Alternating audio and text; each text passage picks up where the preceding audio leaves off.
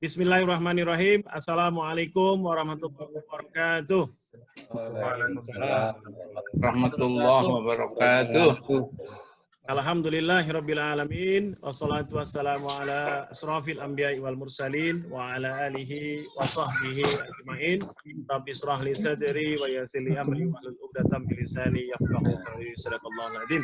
Yang sama-sama kita muliakan Al-Mukarram pada malam hari ini Prof. Sugeng Sugiono yang sudah hadir di tengah-tengah kita, dan juga para alim ulama, penceramah yang insya Allah juga akan mengisi kajian pada Ahad malam. Ada Ustadz Abdul Mujib yang juga bergabung, ada Ustadz Yono Irianto juga dari Sido Arum yang biasa mengisi kolom replika tiap hari Senin, dan Bapak Ibu semuanya yang hadir pada malam hari ini, termasuk Pak Rahmat dari Palangkaraya. Terima kasih Ustadz sudah bergabung bersama kita, luar biasa.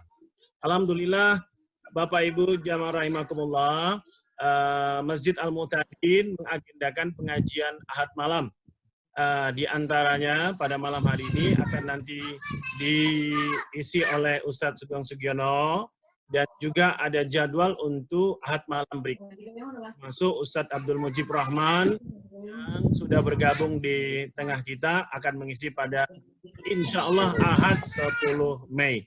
Baik, Prof, Bapak Ibu jamaah rahimakumullah, marilah pengajian Ahad malam pada malam hari ini kita Bismillahirrahmanirrahim bersama-sama. Bismillahirrahmanirrahim. Selanjutnya, Bapak Ibu yang berbahagia, kita akan dengarkan tausiah yang berjudul Agar Ramadan Semarak dan Khusyuk di Rumah. Insya Allah akan disampaikan oleh Prof. Sugeng Sugiono. Kepada Prof. Sugeng, waktu tepat kami persilahkan. Silakan Prof. Ya. Bismillahirrahmanirrahim. Assalamualaikum warahmatullahi wabarakatuh. Waalaikumsalam warahmatullahi wabarakatuh. Alhamdulillahilladzi sarafal aqwana wa fa'ala bi'azal misan aba maqadiraha bi zamanin madha qabla ijadil khalqi wal jan. Sallallahu salatan tudari'u salamahu ala sayyidina Muhammadinil mam'uti ila akhir zaman an-nasyi'i ta'alim al-Qur'an alladhi huwa masdarul fadaili wal irfan wa ala alihi wa sahbihi wa man tabi'ahu bi ihsanin ila yaumiddin, amma ba'du. Wa ya ayyuhal muslimun ittaqullaha haqqa tuqatih wa tazawwadu ayyuhal ikhwanul kiram bittaqwa inna khairaz taqwa. Hadirin juga hadirat kaum muslimin dan muslimat yang dirahmati oleh Allah. Alhamdulillah kita diberi anugerah Allah untuk bisa memasuki bulan Ramadan. Walaupun dalam keadaan sangat prihatin ini, untuk jamaah sekalian masih diberi kesehatan dan rahmat Allah Subhanahu wa taala. Kali ini untuk mempersingkat waktu, saya akan memberikan beberapa tausiah bahwa sekarang kita sedang di bulan Ramadan, kita sekarang berada di rumah, ya karena kita harus karantina, sehingga sebagian ritual ibadah kita harus kita laksanakan di rumah kita masing-masing. Dengan demikian kita punya kewajiban untuk men-setting ya, lingkungan yang baru dan kondisi yang baru, baik lingkungan fisik, lingkungan suasana, terutama lingkungan pendidikan untuk anak-anak kita. Nah, rumah kita sekarang menjadi masjid kita.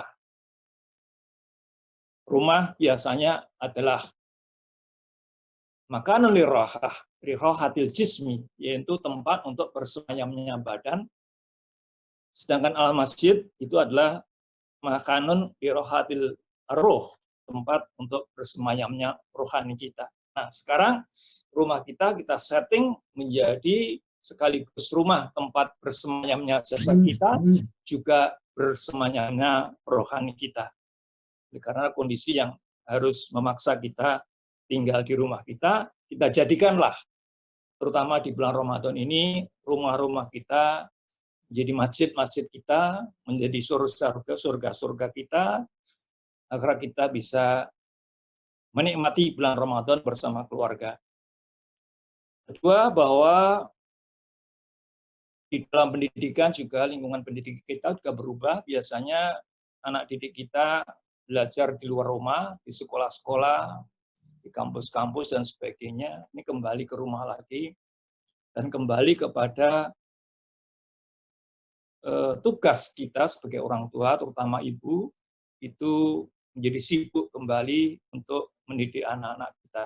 Karena al-ummu madrasatun, ibu adalah guru, ya, sekolah, ya.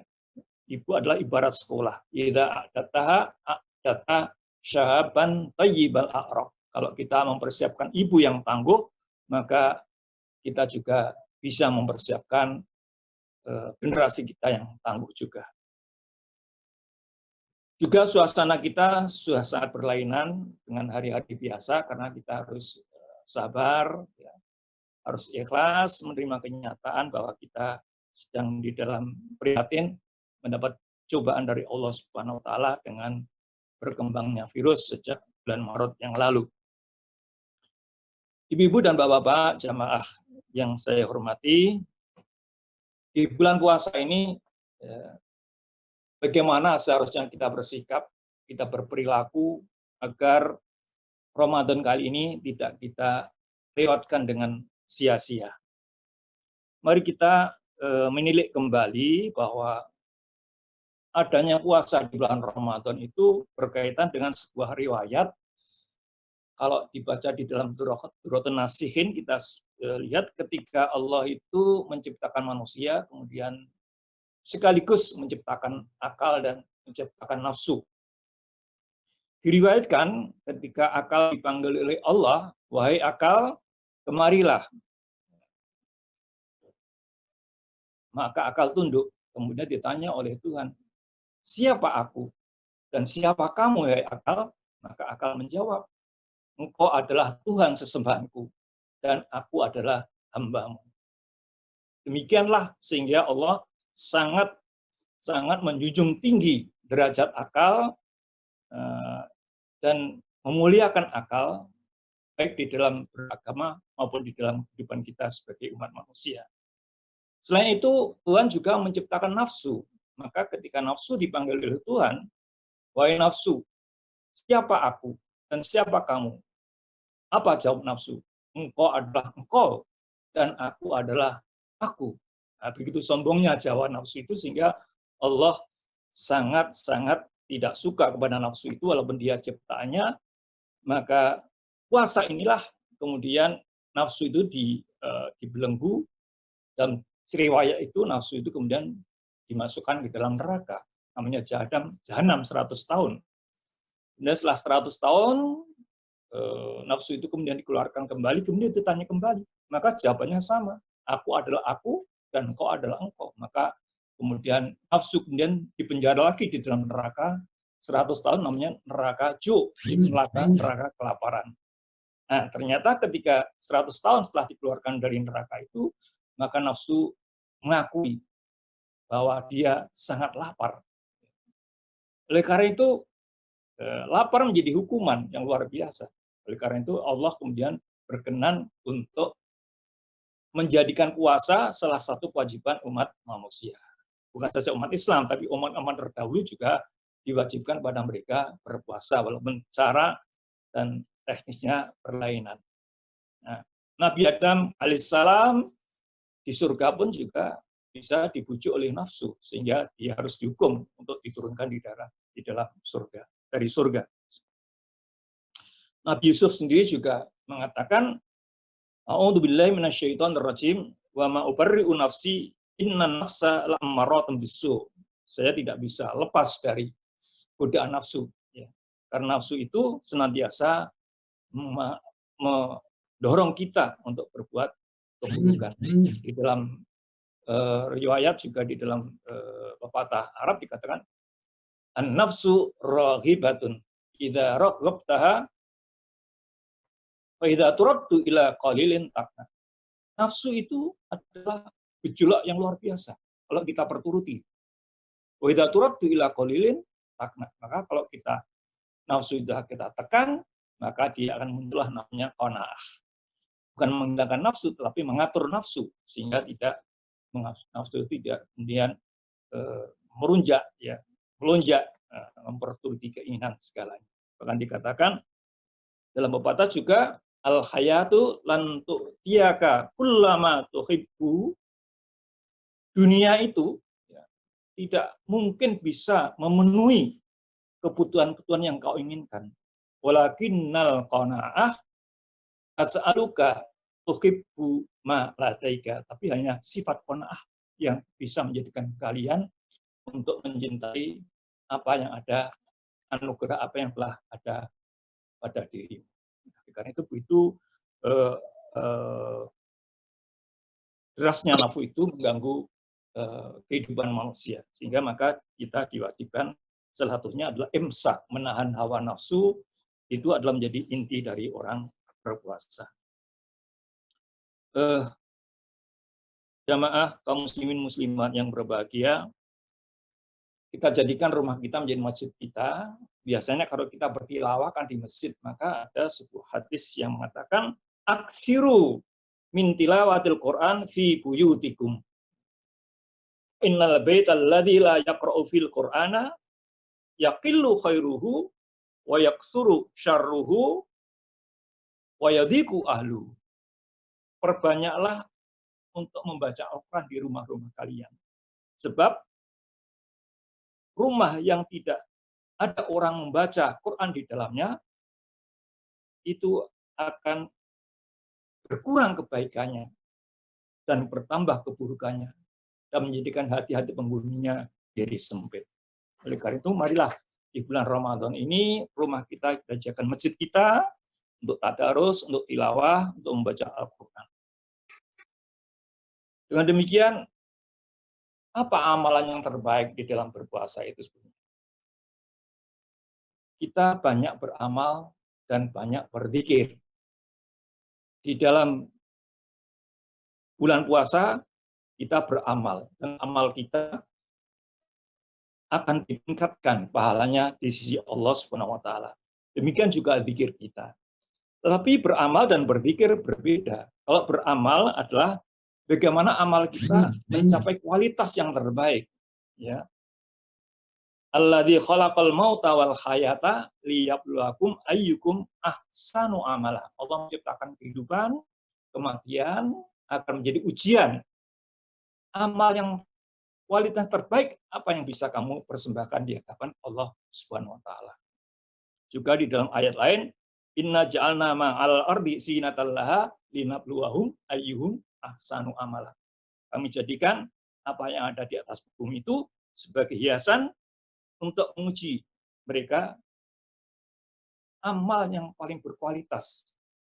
Apa yang bisa mereka persembahkan. Bukan banyaknya, bukan aksaru, tapi ahsan, ya, lebih baik berkualitas. Lain dengan berzikir. Kalau berzikir adalah harus banyak. Karena di dalam berzikir hitungannya harus banyak. Kalau di dalam amal itu adalah kualitasnya yang kita kedepankan, tetapi zikir adalah hitungan kuantitasnya yang kita kedepankan. Di dalam surat Al-Ahzab disebutkan ya ayyuhalladzina amanu dzkurullaha dzikran katsira wasabbihuhu bukratan wa asila. Wahai orang-orang yang beriman, berzikirlah kalian dengan zikir yang banyak. Di dalam tafsir, zikir itu yang paling utama, qalu atau qulu subhanallah walhamdulillah wala ilaha illallah wallahu akbar wala haula wala quwata illa billahil aliyyil adzim. Inilah zikir yang kita sebut sebagai kalimah thayyibah, ya. Nah, zikir ini itu perlu kita perbanyak setiap saat, dimanapun, ya, kapanpun dilakukan zikir itu sebanyak-banyaknya. Semakin banyak zikir kita, maka semakin pula energi kita yang kita keluarkan kebaikan kita akan semakin banyak. Seperti virus ya, kalau virus itu menyebar ke sana kemari, mendatar, tapi kalau kalimat thayyibah itu seperti virus tapi menyebarnya ke atas. Yas'adul ilahi yas'adul kalimut thayyibu wal amalu sholih yarfa'u. Jadi kalimat thayyibah itu akan langsung naik menyebar ke langit akan menjadi al-baqiyatus sholihat, menjadi amal-amal yang sifatnya abadi. Nah, di dalam tafsir juga kalimat thayyibah itu disebutkan fahinnahunna ya'tina yaumal qiyamah muqaddamatun wa muaqqabatun wa mujannabatun hunna al-baqiyatus sholihah. Jadi zikir tadi yang subhanallah, alhamdulillah, wala ilaha illallah, wallahu akbar, wala haula wala quwata illa billahil aliyyil azim itu adalah muqaddamatun, senantiasa menjadi pelopor kita nanti di akhirat. Muaqibatun akan datang terus, gilir gumanti istilahnya, ya, tidak pernah putus-putusnya menemani kita. Mujannibatun menjadi sayap kanan kiri kita. Hunna al-baqiyatus sholihah. Mereka adalah dikira al-baqiyatus sholihah di dalam tafsir. Al-baqiyatus sholihah itu adalah amal-amalan yang sifatnya abadi, kesolehan-kesolehan yang sifatnya abadi dan tidak pernah akan habis-habisnya, yang menjadi bekal kita yang senantiasa mengiringi kita di dalam kehidupan kita di akhirat nanti. Oleh karena itu perbanyaklah berzikir ya, baik pagi, siang maupun malam, terutama untuk malam hari kita banyak berzikir di malam hari, banyak qiyamul lail, bahkan di dalam hadis itu disebutkan ista'inu bil qaulilah ya, ala qiyamil lail. Maka upayakanlah al-qaululah. Al-qaululah itu adalah tidur siang tapi sedikit ya, agar untuk menjaga bisa qiyamul lail. Dan siang dihabiskan untuk bekerja, tapi ada sebagian kecil untuk istirahat agar malam hari kita bisa bangun. Jadi istainu bil qaulilah ya, ala qiyamil lail. Itulah hadisnya begitu. Jadi di dalam bulan Ramadan inilah kemudian kita malam hari banyak kita cengkrama ya, bercengkrama di malam hari untuk qiyamul lail, bertadarus, membaca Al-Qur'an dan juga sholat tarawih walaupun di dalam masjid. Maka kondisi kita betul-betul harus kita setting agar rumah kita menjadi seperti masjid. Ibu dan Bapak-bapak jamaah yang berbahagia, selanjutnya amalan-amalan bulan Ramadan itu, setiap amalan itu adalah akan ditingkatkan ya, pahalanya dilipat gandakan ya. Dikatakan manja bil hasanati falahu asyru amsalihha. Barang siapa yang berbuat amal kebajikan falahu asyru amsalihha, dia akan mendapatkan 10 kali lipat kebaikan dari amalan soleh tadi. Wa man jaa bisayyi'ah, tapi kalau dia berbuat amalan yang buruk, fala yujza illa mithla, dia tidak akan diberi pahala kecuali sebesar keburukan tadi. Wa hum la yudlamun, dan mereka tidak teraniaya. Oleh karena itu langkah baiknya amalan-amalan di bulan Ramadan itu betul-betul kita tingkatkan, karena apapun amal kebaikan di bulan Ramadan itu akan ditingkatkan pahalanya di sisi Allah Subhanahu wa taala. Di antaranya amal baik itu adalah sedekah. Tetapi di sini ada hadis dari Tirmidzi dikatakan afdhalu shadaqah shadaqatun fi Ramadhan. Ya, sebaik-baiknya sedekah itu adalah sedekah di bulan Ramadan. Tetapi hadis ini kok dinilai sebagai hadis dhaif. Saya baca di Minhajul Muslim itu dinilai hadis, tapi tidak apalah, karena ini adalah masalah etika, kebaikan, tuntunan kebaikan yang tidak memerlukan hukum, tapi ini semua hadis-hadis dhaif untuk fadhailul amal itu baik. Nah, mungkin hikmahnya ya, orang sedekah itu adalah bagian dari amal soleh. Ya, tidak melulu sedekah saja. Maka mungkin saja dari hadis ini bisa kita petik hikmahnya bahwa kita bersedekah tidak hanya mengkhususkan bulan Ramadan, ya, tapi masih ada amalan-amalan yang baik lagi selain sedekah. Maka kalau sedekah itu kan dikhususkan pada bulan Ramadan, nanti di bulan-bulan lainnya kita senantiasa menunda-nunda sedekah menunggu bulan Ramadan. Ini tidak baik ya. Karena kebutuhan sedekah itu kapan saja selama kita berniat untuk kebaikan sedekah itu, maka segera lakukanlah. Sedekah namanya kan jujur. Sedekah itu kejujuran hati. Maka harus jujur hati kita. Kalau kita ingin berbuat baik, maka sedekah jangan ditunda-tunda. Ya, walaupun di bulan Ramadan sedekah adalah pahalanya juga banyak, tetapi tidak dikhususkan untuk bulan Ramadan. Bisa di bulan-bulan yang lainnya sepanjang kita sedekah itu dibutuhkan. Ibu dan Bapak yang saya hormati, selanjutnya Qiyamul Lail tadi ya, Qiyamul Lail kita bisa lakukan ya sepanjang malam, boleh di awal malam maupun di tengah malam maupun di akhir malam. Jadi di awal malam setelah sholat Isya kita bisa juga melakukan Qiyamul Lail, kemudian di tengah malam juga bisa, atau sepertiga malam lebih afdal itu kita melakukan Qiyamul Lail. Mereka itu marilah tenaga kita, energi kita betul-betul kita manage ya, agar di malam hari kita bisa bercengkrama dengan malam-malam bulan Ramadan dengan khusyuk, dengan tawadhu, banyak bermunajat kepada Allah Subhanahu wa taala.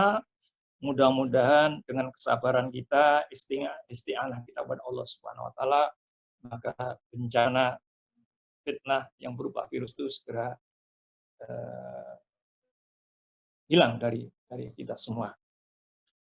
Kemudian yang paling penting lagi yang perlu kita sampaikan, bagaimana bahwa di dalam diri kita, ya, alladzi khalaqal mauta wal hayata liyabluwakum ayyukum ahsanu amala, bahwa di dalam diri kita ada diciptakan Allah yaitu kehidupan dan kematian. Bukan saja mati yang sesungguhnya, di dalam tubuh kita juga ada kehidupan dan kematian.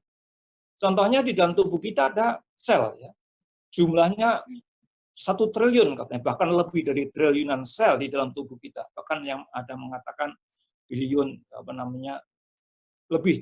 lebih banyak daripada itu ya. Jadi setiap saat, bahkan setiap hari, di antara sel-sel itu bahkan ribuan, bahkan ratusan ribu, bahkan miliaran sel itu mati. Kemudian tumbuh lagi. Ya, tiap hari ada pergantian kehidupan di dalam tubuh kita, yaitu sel itu kemudian tumbuh, kemudian mati, terus bergantian seperti itu dalam makhluk hidup kita, di dalam tubuh kita, jasad kita, itu ada kehidupan tersendiri, bahwa sel-sel itu kemudian mati, kemudian digantikan. Ya, itulah namanya liyabluwakum khalaqal mauta wal hayata liyabluwakum ayyukum ahsanu amala. Jadi agar sel-sel itu sifatnya netral.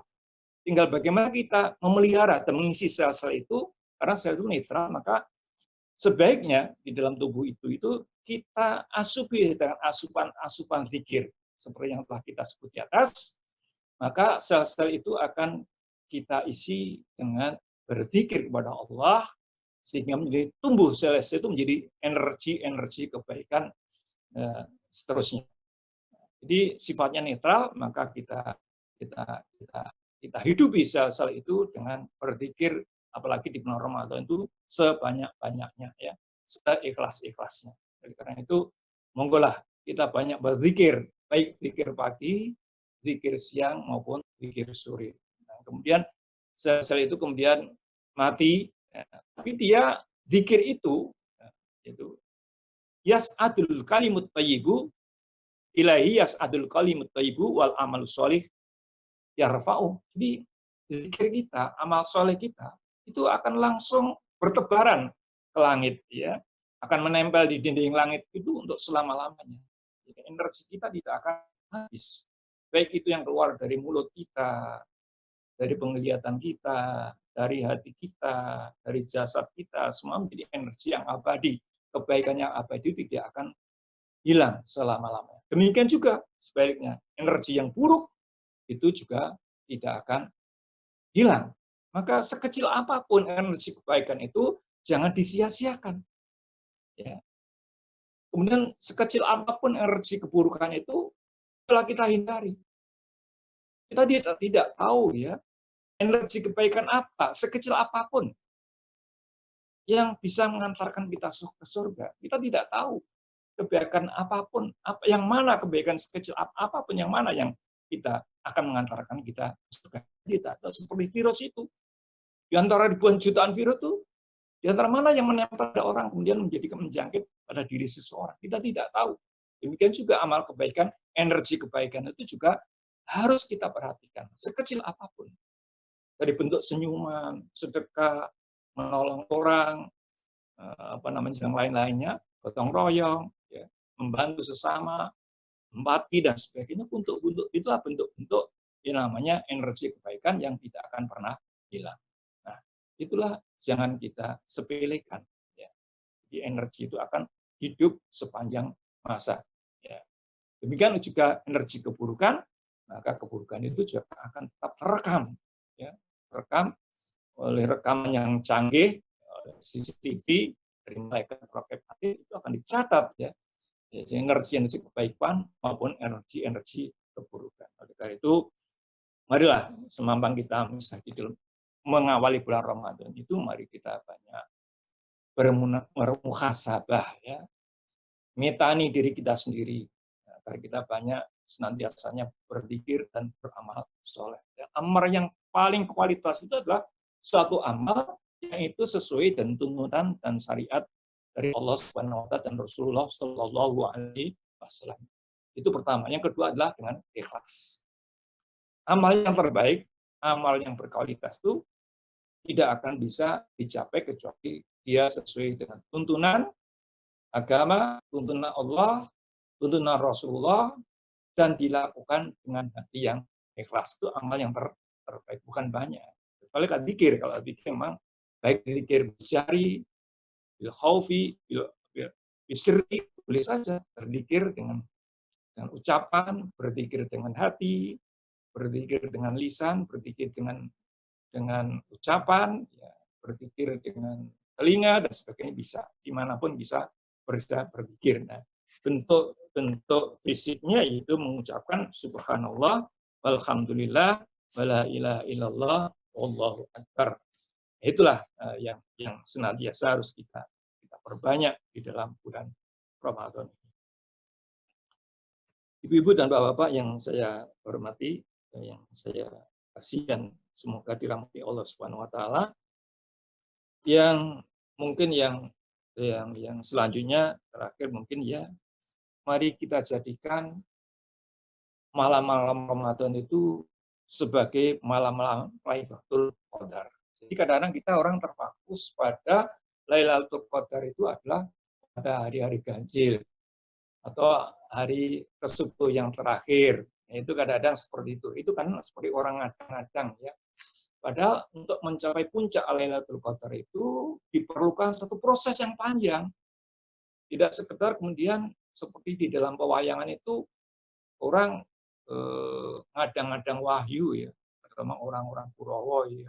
Kalau ada orang Amarto, ya, itu kan suka bertirakat, ikhtiar untuk menerima wahyu dari Allah Subhanahu wa taala, mereka hanya ngadang-ngadang, bahkan mencuri wahyu itu. Nah, kita jangan mencuri seperti itu. Jadi kalau kita Lailatul Qadar, ya, kita usahakan melalui proses yang panjang, ya, di makom-makom, tangga-tangga. Marilah kita awali Ramadan dengan beribadah, dengan khusyuk, dengan tekun, ya, dengan banyak beramal kebaikan.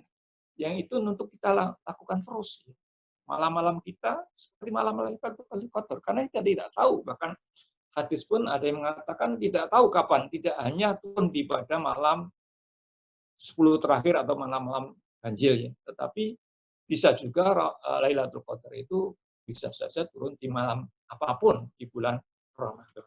Nah, karena itu marilah kita jadikan malam-malam Ramadan kita semuanya menjadi malam Lailatul Qadar. Inna anzalnahu fi Lailatul Qadar.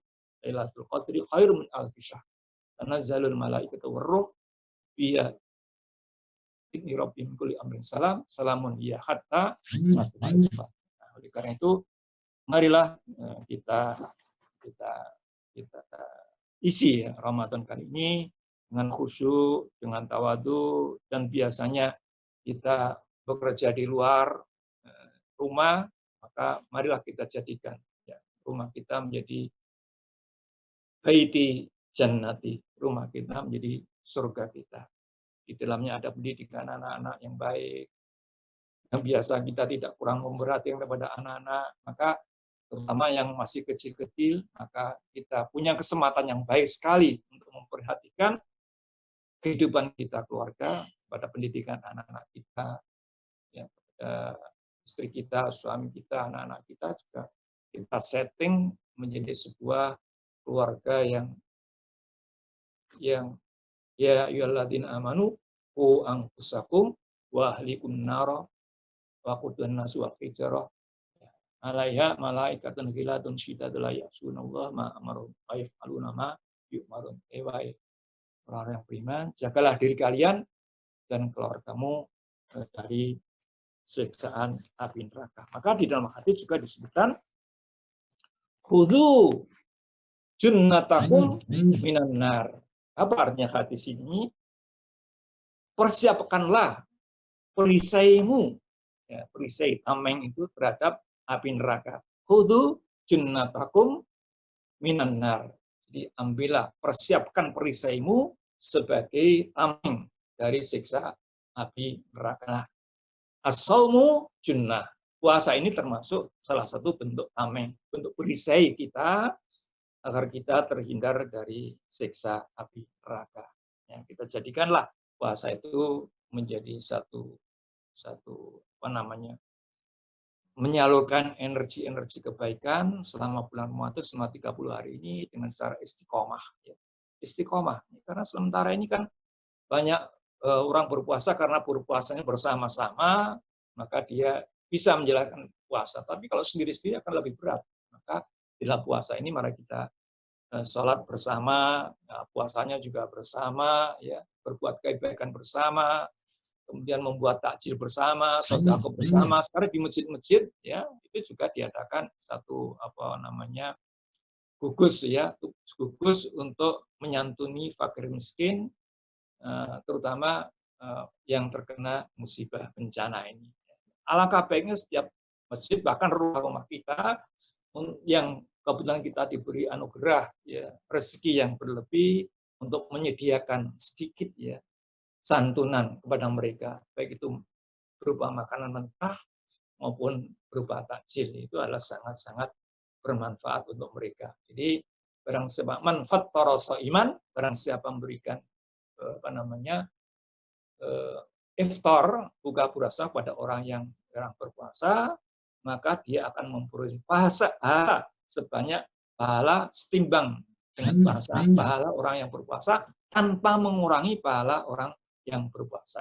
Itu hadisnya sahih. Jadi sebaiknya marilah kita empati, ya. Jadi empati, membangun simpati kepada sesama muslim, karena Islam adalah rahmatan lil alamin. Oleh karena itu puasa ini betul-betul kita curahkan perhatian kita, energi kita untuk satu, untuk amal kebaikan yang berkualitas, dan dua, untuk banyak berzikir kepada Allah Subhanahu wa taala. Itu pesan-pesan kami pada malam hari ini, mudah-mudahan bisa membawa manfaat untuk kita, dan Allah senantiasa memberkati kita, senantiasa menjaga kesehatan kita, dan menjadikan kita menjadi orang-orang yang taibuna, abiduna, ya, saihuna, orang-orang yang kemudian kembali kepada fitrah kita, menyadari akan kekurangan kita, menyadari akan kelemahan kita, bahwa kita betul-betul diberi Allah kesempatan hidup. Dan sekali lagi di dalam bulan Ramadan tahun 1441 Hijriah ini, betul-betul marilah kita jadikan Ramadan ini momentum yang lebih baik daripada Ramadan yang telah lalu. Karena itu, mari semuanya saya ajak untuk senantiasa tadi menjaga amal kebaikan, kualitas amal kebaikan, dan menjaga zikir kita, dan kita jadikan malam-malam Ramadan itu menjadi malam-malam Lailatul Qadar. Mungkin sedikit saja, nanti mungkin banyak, nanti ada beberapa sharing gitu yang sepanjang saya bisa menjawab nanti akan kita jawab. Kami kembalikan pada yang bicara ini. Assalamualaikum warahmatullahi wabarakatuh. Waalaikumsalam warahmatullahi wabarakatuh. Terima kasih Prof. Sugeng Sugiono yang sudah menyampaikan tausiah pada malam hari ini. Bapak Ibu, silakan 2 pertanyaan untuk bisa bertanya, kami persilakan. Monggo. Assalamualaikum. Menarik. Waalaikumsalam. Silakan Pak RT, Pak Biono, Pak D, silakan. Assalamualaikum, Prof. Sugeng Sugiono. Ini Prof, dalam bulan Ramadan ini kan kita harus memperbaiki amalan, zikir dan lain-lainnya.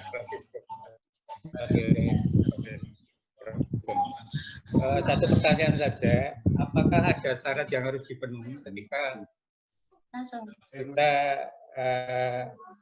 menjalankan amalan? Ada syarat RT ini.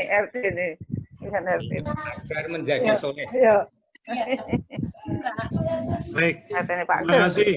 Terima kasih Pak Dubiono. Pertanyaannya adalah Iki apakah kok wis mati ya wis dipateni wis.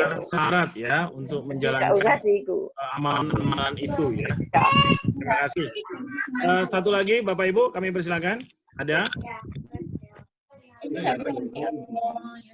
Monggo. Ustadz Rahmat dari Palangkaraya, ada pertanyaan, Ustadz?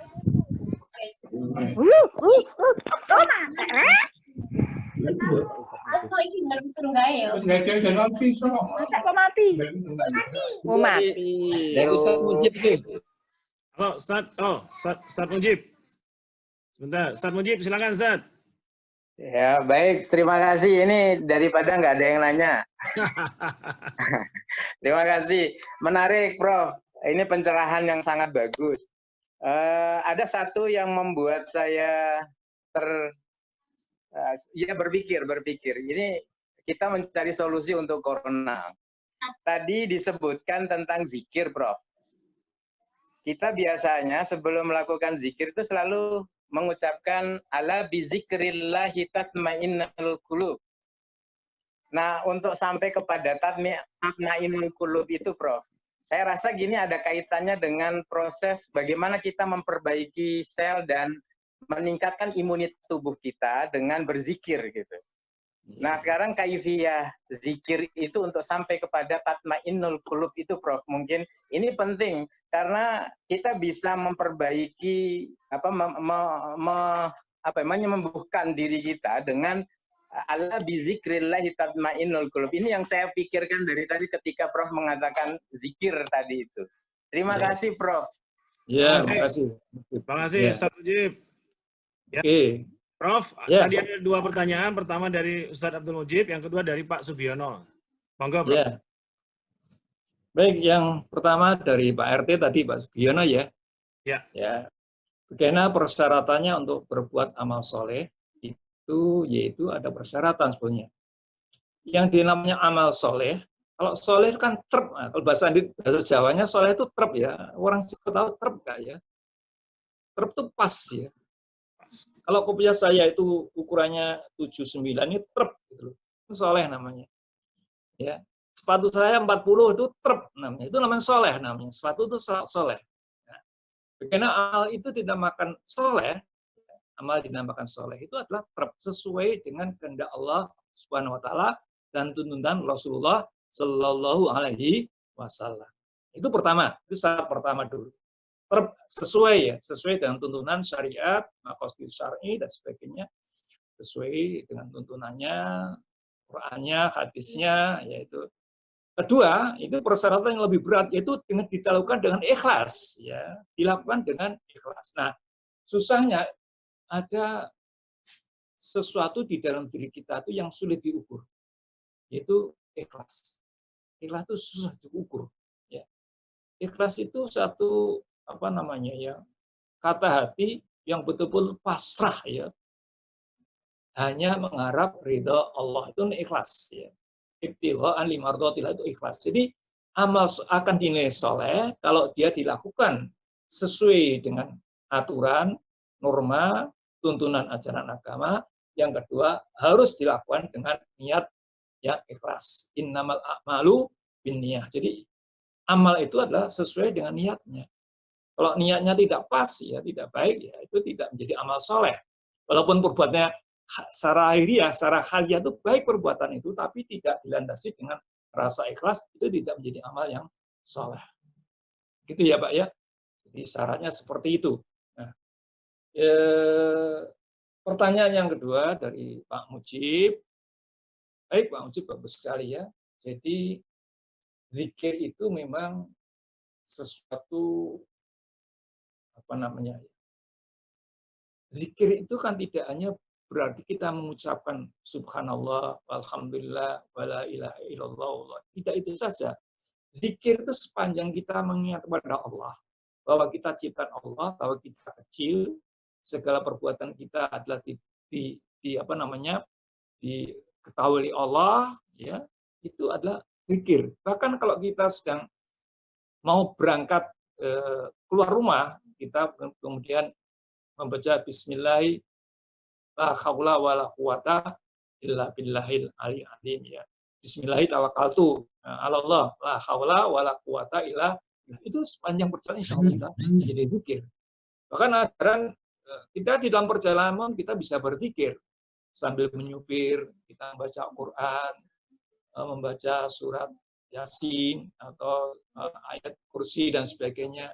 Kalau jalan sedang naik, kita membaca Subhanallah, sedang jalannya turun, kita membaca sholawat, itu semua zikir. Jadi zikir itu sepanjang kita transmisi kita tuh berkaitan dengan yang di atas itu namanya berzikir. Lah, zikir itulah adalah memelihara sel-sel yang netral itu menjadi potensi-potensi kebaikan, energi-energi kebaikan yang akan menjadikan rohani jasmani kita menjadi sehat. Nah, kaitannya dengan virus tadi ya, orang-orang yang suka berzikir, menyambung transmisinya dengan Allah itu kan hubungannya dengan Allah, senantiasa dia menjadi badannya menjadi sehat, imunnya semakin kuat. Jadi bahkan saya tidak lupa saya menyebut hadis-hadis orang yang suka berzikir itu terjauhkan dari penyakit. Yang banyak berzikir kepada Allah, banyak bersujud, ya, banyak menyebut asma Allah dan menyadari bahwa dia menjadi hamba yang tidak ada artinya, kecil di hadapan Allah, itu semua zikir, semua bentuknya zikir. Itu akan menjadikan sel-sel kita menjadi imun. Walaupun nanti mati, tapi energi imunisasi tadi, energi kebaikan tidak pernah hilang walaupun sel kita sudah mati. Nah, anak-anak muda, termasuk Mujib masih muda ya, mungkin sel-sel tumbuh itu seimbang dengan yang sudah mati. Tapi semakin tua, maka sel-sel semakin mati semakin banyak, yang tumbuh semakin sedikit. Itulah itu menjadi lakum ayyukum khalaqal mauta wal hayat, itu jadikan seperti itu. Jadi kehidupan itu semakin dikurangi, kematian semakin diperbanyak sel-sel itu. Jadi semakin tua sel itu banyak yang mati, yang dihidupkan kembali semakin sedikit. Tapi kalau masih muda ya seimbang. Tapi kalau masih anak-anak, sel itu yang mati sedikit, yang dihidupkan menjadi lebih banyak. Betul Pak Mujib tadi katakan bahwa zikir itu adalah akan imunisasi kita. Silakan. Terima kasih Prof. Alhamdulillah. Bapak Ibu, ada satu lagi mungkin sebagai penutup?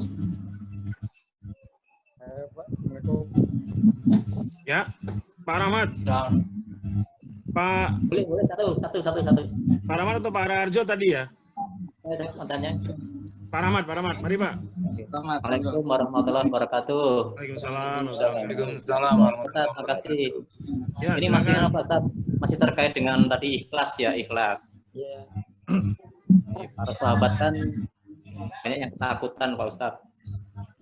Kalau amalnya itu nggak ikhlas. Nah, kalau sahabat aja ketakutan ketika kurang ikhlas, apalagi kita yang jauh dari Rasulullah, dari sahabat. Nah, bagaimana memelihara hati kita? Jadi amal amalan kita selalu lillahi ta'ala. Nah, itu bagaimana supaya mengelola hati kita dalam rangka ikhlas tadi, Pak Ustaz. Itu aja, Ustaz. Terima kasih. Ya, terima kasih, Pak Rahmat. Dari Palangkaraya ini, Prof. Luar biasa. Nggak bisa pulang lebaran, Prof. Ya, Rahmat, ya. Jauh sekali ya, Palangkaraya ya. Dekat, Ustaz. Dekat. Ya. Rumahnya dekat, tapi asalnya jauh ya. Namanya keikhlasan itu memang perlu ada latihan. Karena ukuran keikhlasan itu juga bertingkat-tingkat. Jadi, keikhlasan itu perlu latihan. Ya, perlu mujahadah, tamrinat. Jadi orang tidak langsung bisa menjadi ikhlas. Tentu dia akan mencari contoh, mencari nilai-nilai, mencari apa namanya ya, nasihat, mencari apa namanya figur, idola dan sebagainya. Jadi kalau seperti gini saja ya, kita menghutangi orang ya.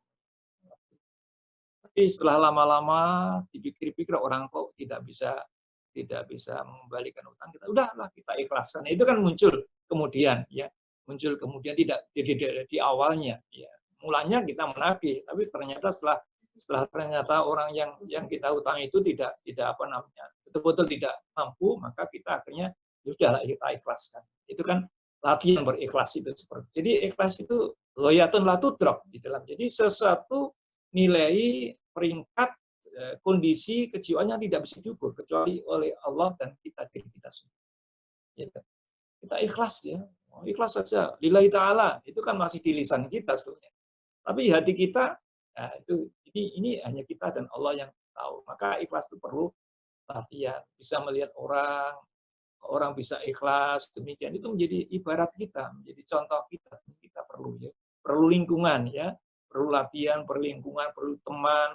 Perlu tuntunan, perlu bacaan dan sebagainya, agar kita menjadi ikhlas. Jadi, mungkin pengalaman juga menjadikan kita menjadi guru yang terbaik untuk kita bisa berikhlas.